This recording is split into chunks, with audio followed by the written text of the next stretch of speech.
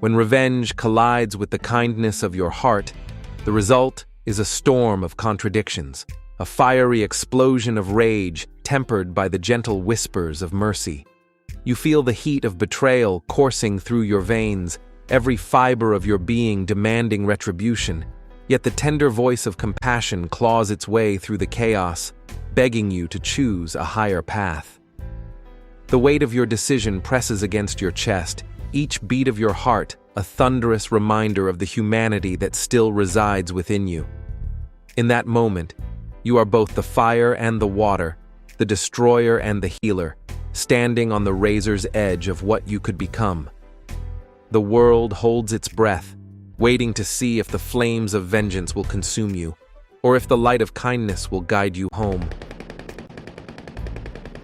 I told myself I must escape now that I had completed my mission, and at that moment one bullet entered my flesh. I wasn't surprised at all, because of the risk I was taking. What goes around had come back around to me. I knew someday, somehow, I would put myself in the position that came with the risk of losing my life. I have no time for regrets. I had to escape to make it to my solitude, my home. I tore a piece of cloth from my apparel and wrapped it around my wound, quenching from the pain. I ran and dodged more bullets from the hands of my enemies. I could feel their anger as the bullets swished by me as I ran. I targeted an old tree stump to hide. I ran as fast as I could, the adrenaline now injected within me pushed me to run faster. Suddenly, I was hidden underneath the tree that has succumbed, tormented by the natural elements of past ages. For a moment, I stared upon the sun rising from the dawn, far away east from me, as the glaze of the sun soothes over me. No matter what region of the world my mission of revenge orders for my presence, the radiant of the morning sun seems to remind me of the beautiful woman I am that lives beneath this nature for revenge. Immediately my moment is interrupted by the vibrations of my enemy footsteps. I listen carefully to feel how close to me, of those who have put me on their list to be hunted. Again, I have no regrets of my crime and the reason I'm now here. My heart weeps to nurture and caress those who the village has pushed to the side because of their unfortunate financial worth that keep them from being fed and sheltered. Some would call me the Robin Hood of my time with the sequel of murder. Murder from me was only used when I see the tears of a child being the victim of their abusers. The priest assigned to the village would pray for me daily to put down my sword of revenge. I know the priest is my warning from God, and he know that I am on borrowed time. I had proven to the priest that my sword had cut deep into the flesh and snatched the life from many men and women who abuse the innocence of a child.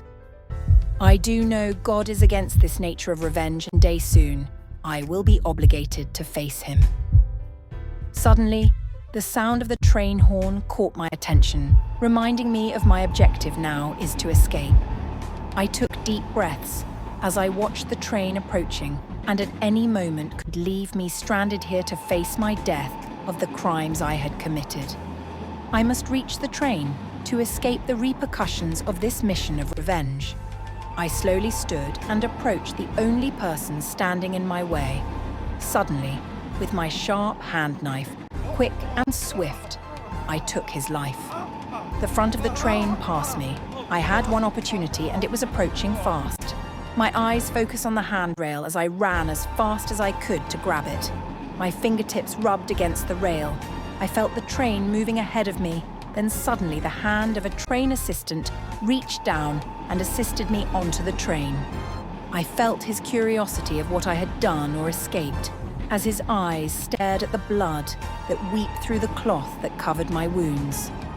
The train assistant pointed to the door for me to enter. I entered the door and walked past everyone that stared with awe towards me. I sat down to the only seat available, is next to a distinguished man dressed in his wealth. I sat down next to him and took a deep breath. But before I could relax, he whispered softly to me. I understand your pain from your past feeds upon you daily, and still you allow your kindness and loving generosity to those in need of any substance to survive. He looked upon me, smiling slightly. You are beautiful and should have been adorned by the hands with masculine strength. Your kind heart should be caressed gently and should have been given abundance of gifts. However, because of your pain to seek revenge daily, you struggle within two natures, one in which has caused sin to live within you. He gently caressed my hand. I try to move away, but he used his strength to gently overpower mine. He moves closer to me as though he is going to kiss me upon my lips. I stared deep within his eyes that at first caused my spirit to be calm, but soon after, before my eyes could blink once, the calmness turned into a deep blaze of fire. He deeply inhaled, taking the breath of life from me, while saying in a soft, stern tone, I am God, and vengeance is mine. I felt my existence on earth has ended, and my judgment from God has commenced. God exit the train, his angel, the one who assisted me onto the train, and within a moment, the train, the angel, and God disappeared. The voice of God spoke from heaven, saying, Romans 12:19. Beloved, never avenge yourselves, but leave room for the wrath of God.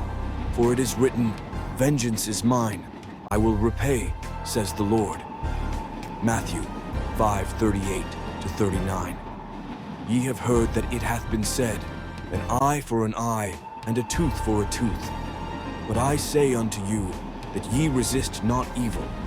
But whosoever shall smite thee on thy right cheek, turn to him the other also. Deuteronomy 32:35. It is mine to avenge, I will repay. In time their foot will slip, their day of disaster is near, and their doom rushes upon them. Listen and remember, for I am your God, and I will seek after those that has caused pain and suffering upon you. Mixed Emotion is a collaboration of short stories solely created from imagination for entertainment purpose only. In the event these stories may reflect some incidents of reality of any person's life or situations of any institutions is not intended, but coincidental. Enjoy the fiction stories of Mixed Emotions by VG.